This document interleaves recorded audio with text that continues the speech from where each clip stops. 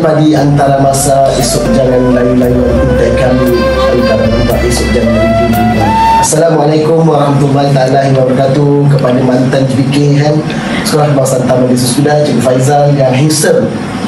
Cikgu Faizal, saya ucapkan tahniah atas kenaikan pangkat menjadi guru besar di Sungai SK Sungai Melayu.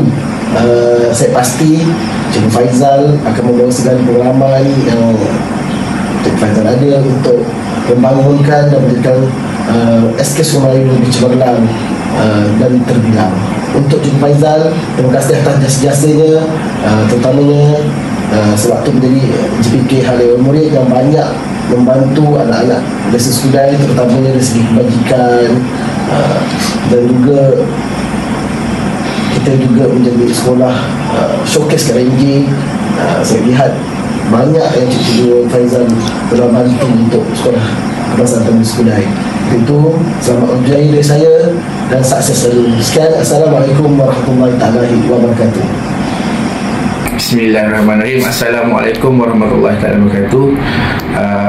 Saya mengucapkan tahniah kepada Cikgu Faizal di atas pelantikan sebagai guru besar.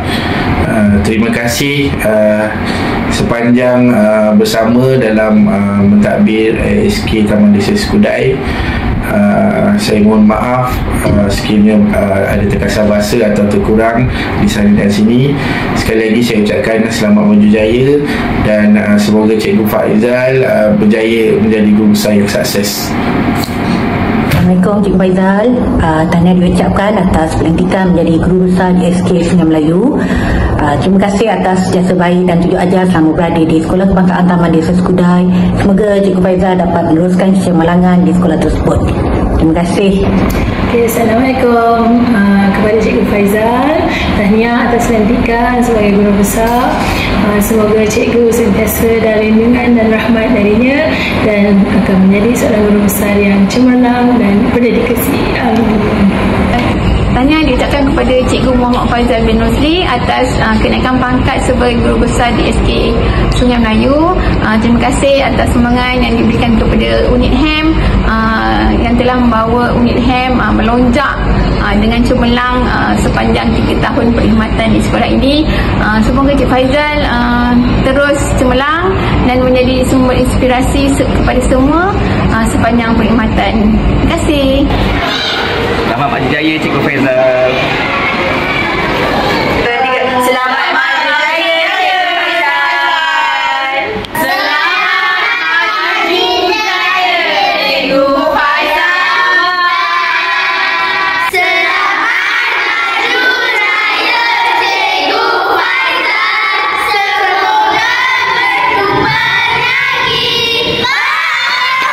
Selamat maju jaya Cikgu Faizal.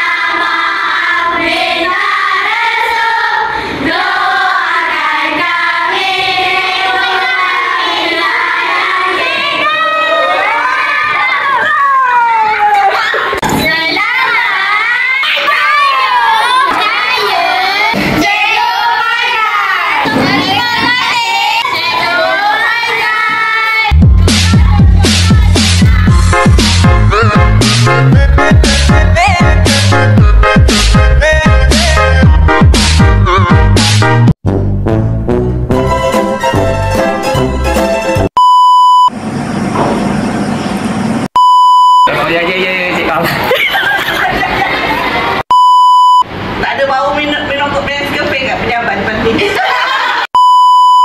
jaya Cikgu Faizal.